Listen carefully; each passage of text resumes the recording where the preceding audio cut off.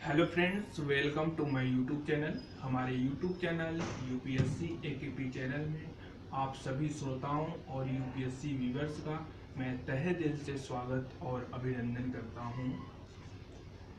आइए, आप देख रहे हैं अवनीश कुमार की वीडियो और आज हम बात करेंगे उड़ीसा शैली के बारे में। मैं बहुत ही गहरा अध्ययन करने के बाद इस वीडियो को आपके सामने प्रस्तुत कर रहा हूं।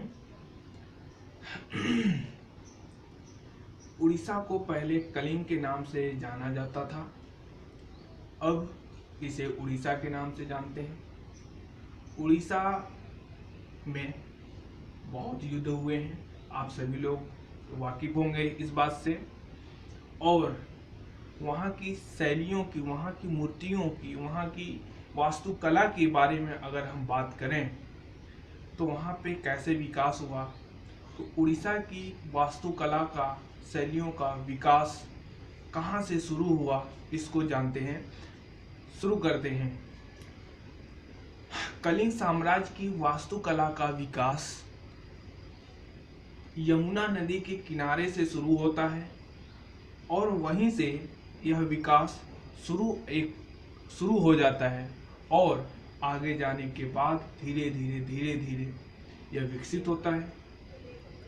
और इसकी खूबियां और इसकी विशेषता क्या है, इस कलिंग वास्तुकला की विशेषता क्या है, अगर हम वहाँ के स्मारकों, भवनों, घरों, मंदिरों को अगर देखें, उनकी दीवारों पर देखें, तो जो मंदिर की दीवार है उस पर बाहरी दीवार की तरफ, दीवार की बाहरी दिशा की तरफ ढेर सारी बहुत बड़ी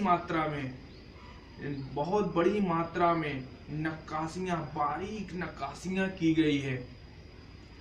और इससे ज्यादा अद्भुत एक और चीजें हैं कि इसके अंदर की दीवारों पर कोई नक्काशी नहीं बनाई गई है और इसकी जो मुख्य मंदिर थी, उस मुख्य मंदिर को एक वर्ग के आकार में स्थापित किया गया है और इस मंदिर को 4 दीवारियों से सराउंडेड किया गया था और किया गया है।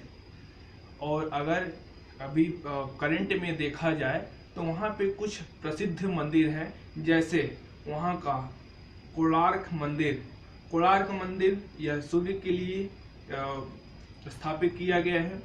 और इस मंदिर की विशेषता यह है कि इसमें सबसे ऊपर वाले भाग को, मंदिर की सबसे कोने से सबसे ऊपर वाले भाग को रेखा देउल के नाम से जाना जाता है। Rekha Deul, this is term Rekha Deul is a top is a point is say that देखा राहुल। और देखते हैं, इसमें ड्योढ़ी जो होता था टेम्पल का, उस टेम्पल के ड्योढ़ी के पास कोई भी स्तंभ नहीं होता था और जो छत बनाया जाता था, छत में लोहे के गार्डन लगाया जाता था। इस मंदिर की यह विशेषता थी और विशेषता इसकी प्रचलित है। और इसमें अगर देखा जाए तो जो मंडप होता था, मंडप को जगमोहन के नाम से जाना जाता था, उसे जगमोहन कहते थे।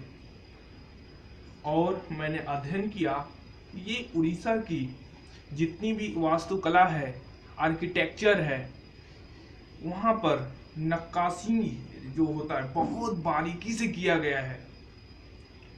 और इतना ही नहीं,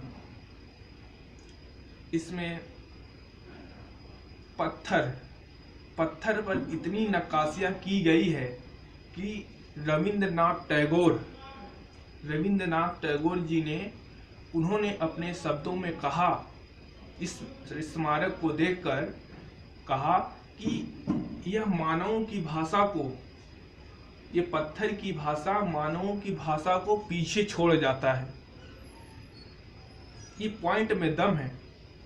वो पहले मंदिर जो बनते थे, उनकी जो स्मारक की पत्थर होती थी, वह इंसानों की भाषा से कहीं अधिक बोलती थी, बहुत कुछ कह जाती थी, बहुत कुछ महसूस करा जाती थी। उनकी भावनाओं, उनकी कला की, उनकी जितनी सारी चीज़ें, उनके थॉट को वो उकेरती है, दिखाती है। सो मुझे बहुत अच्छा